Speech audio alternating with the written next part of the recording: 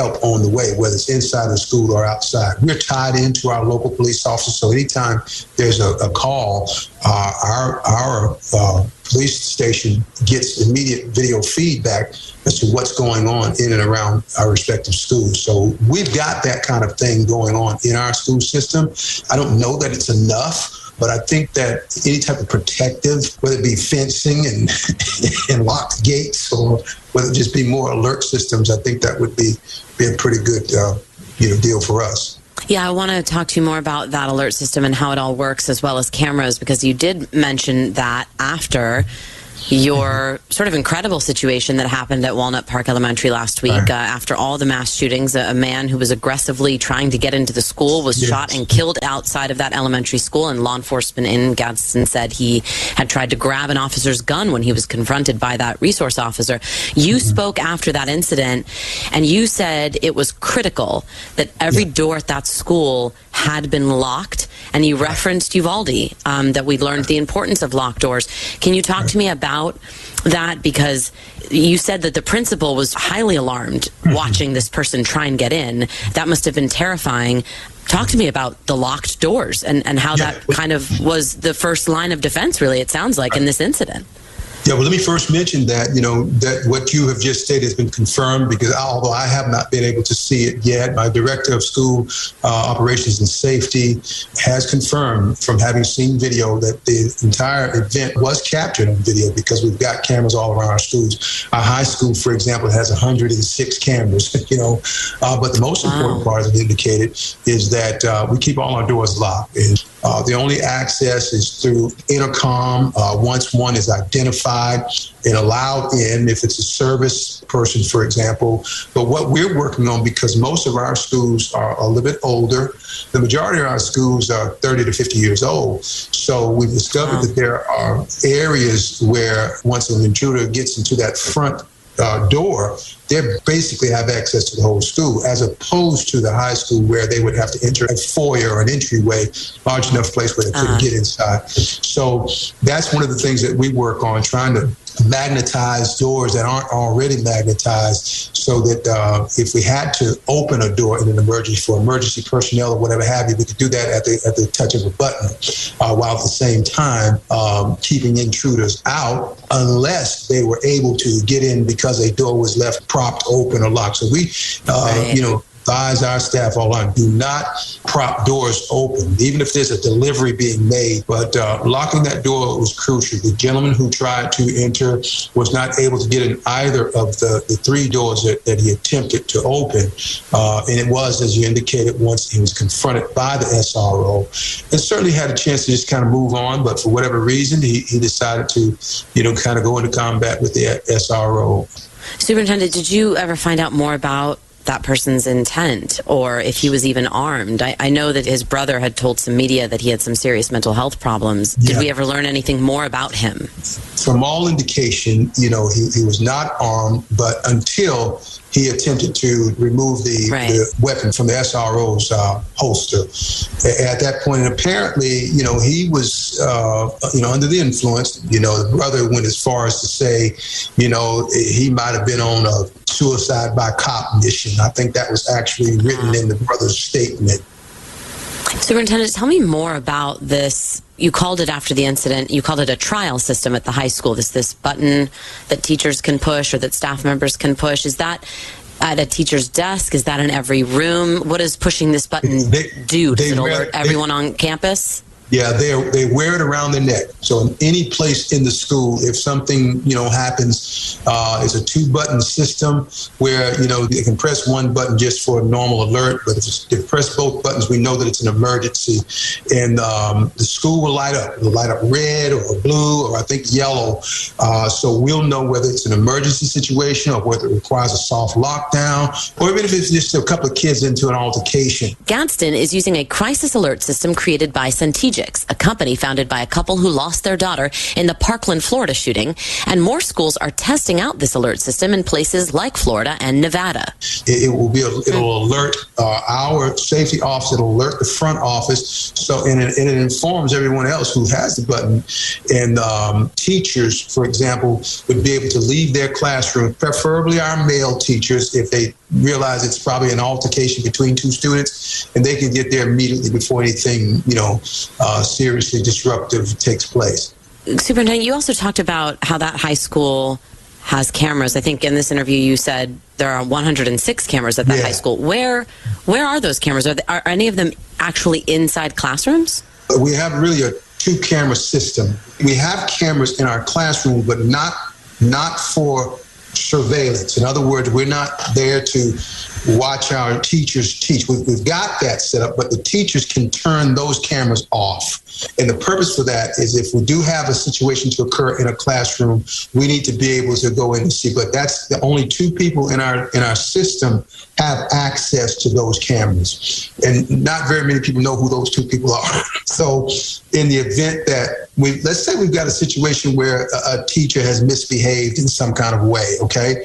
We may not even access it then. I mean, we try to investigate, but in the event that there's a need to confirm a situation, there are two people in our system who can access those cameras. Aside from that, our cameras are in our hallways and they're in the perimeter. So we can see pretty much every, well, I shouldn't say every corner, nook, and cranny because, kids can get behind stairwells and those kinds of things. But pretty much every open area in the classroom, we have access by way of video camera, as well as, we can see some 100, 200 yards away from the school as well in either direction.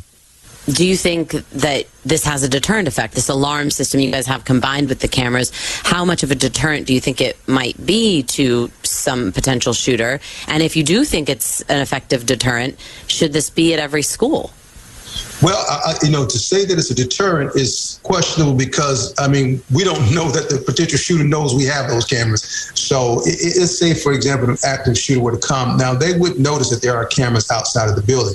But I think the biggest deterrent is that we've got SROs and their respective police vehicles also parked outside of the school building. So anyone coming in, for that purpose, likely be someone who is already familiar. And as you well know, the situation in Colorado, even Florida, Uvalde, it was indicated that these were like former students. So, our current students know what our security looks like. And I would hate to think that anyone current or former would desire to engage in any type of activity. But from that standpoint, the deterrent might be that they know that our school is well surveilled. There's been talk, in light of school shootings, of arming more folks on campus, more staff members, maybe even some teachers. Has that ever come up for you guys? Have staff members even expressed an interest in that or said, we don't want that? Has that been talked about? There was a slight mention of that, a few years ago. But I think for the most part, obviously with a few exceptions, I don't think our staff is interested in that. In arming teachers. I think that's the main question is, should teachers be armed? There's been suggestions that, maybe you have some designated teachers who might be armed. It's hard to determine who they might be.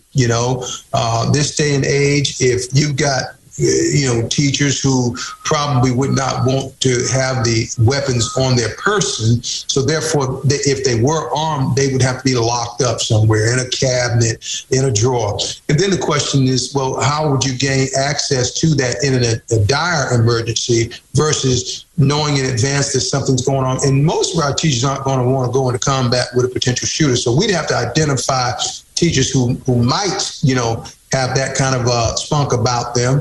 But another concern in regards to that is, what if the kid gets a hold to the gun somehow and they themselves may, access that gun too. Now, at the same time, I feel really confident in our student population that we don't have anybody thinking that way. So I think in terms of, the teachers having access to guns, I don't think our population has much interest in that. And I don't think our board would certainly approve of designating any teachers for guns. We'd be better off just hiring more SROs in a case like that. Superintendent Tony Reddick, thank you so much for your time. My pleasure.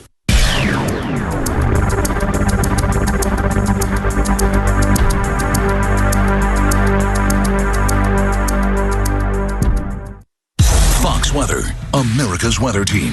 Inside the state-of-the-art studio. We're streaming 24/7 to show you what's happening in real time. When storms hit, more people watch Fox Weather. Because when you need reliable information, you look to the best. And nobody has you covered like Fox Weather. Precise, personal, powerful. From across the country to just around the corner. Fox Weather. Stream live now on your favorite device. I'm Ashley Dvorkin with the Fox Celebrity Profile with director Robert Eggers of the Alexander Skarsgård-led Viking epic, The Northman. I was never really into Vikings. I was not interested. Then I took a trip to Iceland and got into it. And then 2 years later, I had lunch with Alexander Skarsgård, who's loved Vikings ever since he was a little kid, unlike myself. And he told me that he'd been trying to make a Viking movie for 10 years, and he didn't have a script that he liked. I started to really dig into the research, and I found that Shakespeare based Hamlet off of a Viking folktale called Amleth. Everybody knows, Hamlet, the Lion King, that I can share with audiences all this information about Viking mythology and Viking religious culture and ritual culture. What was a moment that even surprised you at how far they pushed themselves to create this film? Alex's body, he turned himself into an absolute beast, and he wanted nothing but perfection, and he completely delivered it. Ashley Dvorkin, Fox News. From the Fox News Podcasts Network, the Fox News Rundown, a contrast of perspectives you won't hear anywhere else. Your daily dose of news twice a day, going far beyond the headlines, tapping into the massive reporting resources of Fox News to provide a full picture of the news of the day. I'm Dana Perino. I'm Brett Baer. I'm Maria Bartiromo. I'm Brian Kilmeade, and this is the Fox News Rundown. Subscribe and listen now by going to foxnewspodcasts.com or wherever you get your podcasts. From the Fox News Podcasts Network. Hey, it's Will Kane, co-host of Fox and Friends Weekend. Join me as I share my thoughts on a wide range of topics, from sports and pop culture to politics and business. With the help of newsmakers and personalities, I will provide you my free, unfiltered, uncancelable opinion on the hottest topics in America. The Will Kane Podcast. Subscribe and listen now at foxnewspodcasts.com or wherever you get your podcasts. America is listening to Fox News. Now, from the historical audio archives of Fox News Talk. Mahalia Jackson, who died in 1972, is widely regarded as the first queen of gospel music. Although she was a heralded and much-loved performer, she lived a double life in racially divided America. When I'm on the stage and on television and working with white people, they just hug me and love me and say I'm so wonderful and I'm so great. And then when I'm walking down the street like an ordinary citizen, they don't recognize me. And when I go into the department store in the South, I can't get a sandwich, I can't get a bottle of pop, I got to stand, I can't even get a cab. And I'm just the Mahalia Jackson that they got through saying how wonderful I am. I don't understand this. What makes people act like that? Stay tuned to hear more history as it unfolds before your ears. It's the audio archives of Fox News Talk. This is Fox on Justice. A former school administrator in Virginia has filed a lawsuit over what she says was a racially hostile work environment. Emily Mace was an assistant principal at Agnor Hurt Elementary School until last September, when she claimed she was forced out of her job for what she calls a slip of the tongue during an anti-racist training session. The training sessions in Albemarle County, Virginia, were based on a book called Courageous Conversations About Race. The book says racism can only be committed by the dominant race, meaning white people. Kate Anderson is an attorney with Alliance Defending Freedom, representing Emily Mace. She's branded a troublemaker for speaking out against a policy that was overtly racist to students. It told teachers that they had to treat students differently based on their race, teach them differently, grade them differently, discipline them differently. A district spokesman says school board officials have not been served with the lawsuit and have not had a chance to review its allegations. Mike Emanuel, Fox News. Stay on top of the latest forecast with America's Weather Team in the palm of your hands. Here's the latest from America's Weather Center. It's Fox weather updates throughout your busy day, every day. 5 inches of rain by tomorrow. Temperatures being 30 degrees above average. Put the power of over 100 meteorologists and the worldwide resources of Fox in your hands with the Fox Weather Podcast. Precise, personal, powerful. Subscribe and listen now at foxnewspodcasts.com.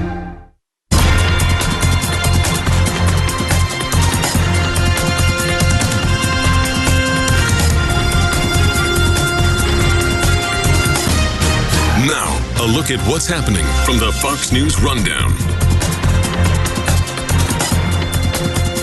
Good morning. It's Thursday, June 16th, 2022. I'm Ted Lindner with the Fox News Rundown. He became a household name during the pandemic. He's also known as being somewhat of a polarizing figure. On Wednesday, Dr. Anthony Fauci announced he's tested positive for COVID-19. The 81-year-old White House medical advisor is said to be experiencing mild symptoms. And the Fed taking a big step on Wednesday in the hopes of calming rising prices in the U.S.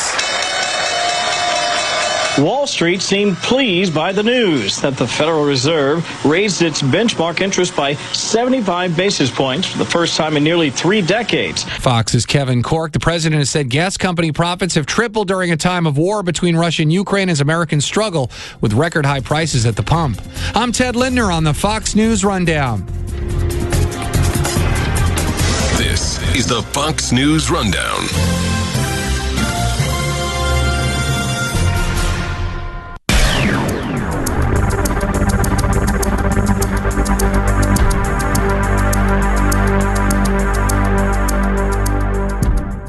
Well, they say there are certain things that shouldn't be brought up at the kitchen table, but not here at the Duffys. So pull up a chair and join me, Rachel Campos Duffy. And me, former U.S. Congressman Sean Duffy, as we share our perspective on the discussions happening at kitchen tables across America. And we're going to share some real life solutions as well to the everyday issues that you all talk about. We're going to talk about some of those things that we agree on. And some that we don't. Download from the kitchen table, the Duffys at foxnewspodcasts.com or wherever you download podcasts.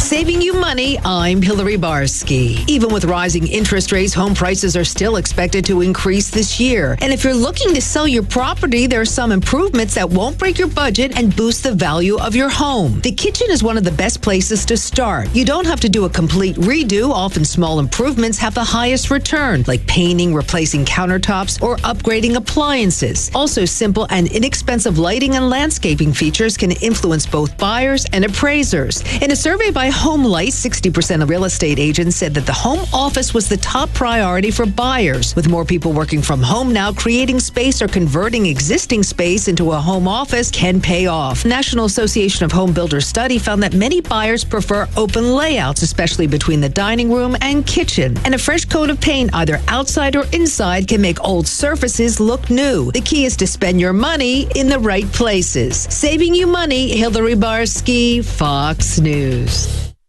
Stay on top of the latest forecast with America's Weather Team in the palm of your hands. Here's the latest from America's Weather Center. It's Fox weather updates throughout your busy day, every day. 5 inches of rain by tomorrow. Temperatures being 30 degrees above average. Put the power of over 100 meteorologists and the worldwide resources of Fox in your hands with the Fox Weather Podcast. Precise, personal, powerful. Subscribe and listen now at foxnewspodcasts.com. Connect to Fox News Audio on the Fox News app. Listen to hear your favorite hosts like Brian Kilmeade, Jimmy Fallon, and Guy Benson standing up for what's right, live and via podcast. Just click listen, then swipe right and hear the latest news updates on your time. And scroll down to hear the latest podcasts from Fox News. And it's even easier to listen in the car with Apple CarPlay and Android Auto. Get programming alerts and notifications. Fox News Audio is on the Fox News app. The voices America trusts. Download it now.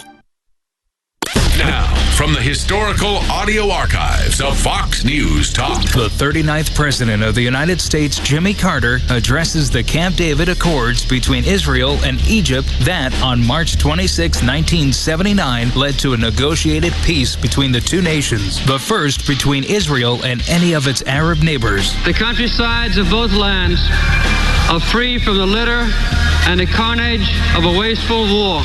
Mothers in Egypt and Israel are not weeping today for their children fallen in senseless battle.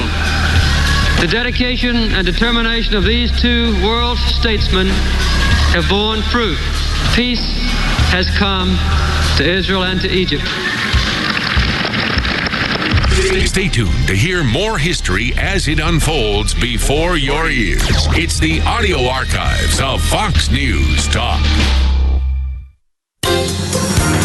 This is House Call for Health. A recent study finds your best times to do workouts may be based on what you want out of them. Scientists at Skidmore College in New York say workout time of day results can be different for men and women.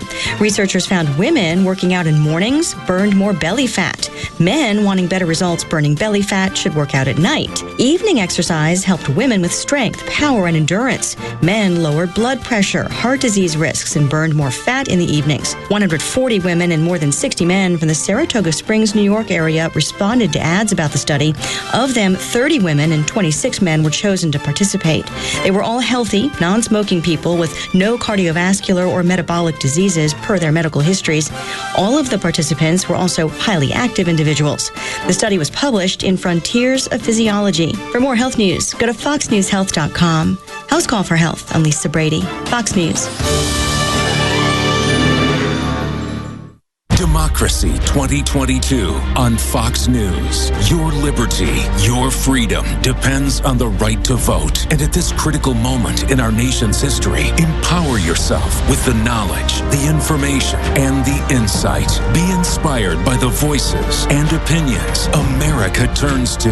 That's why more Republicans, Democrats, and independents watch Fox News. Democracy 2022. Your freedom, your vote.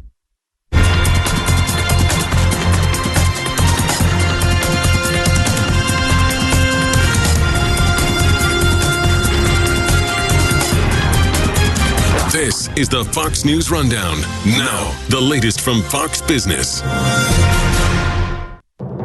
I'm Charles Payne, and this is the Fox Business Report.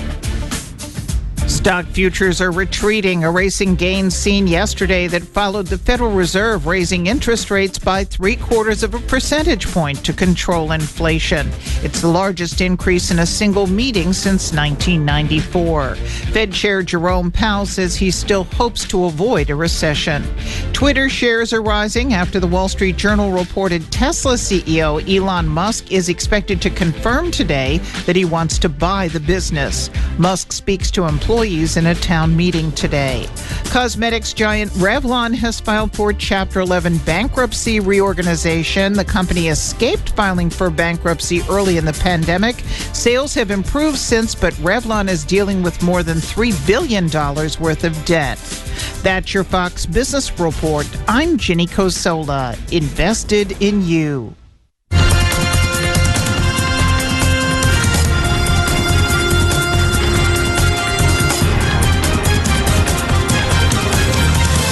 This is the Fox News Rundown.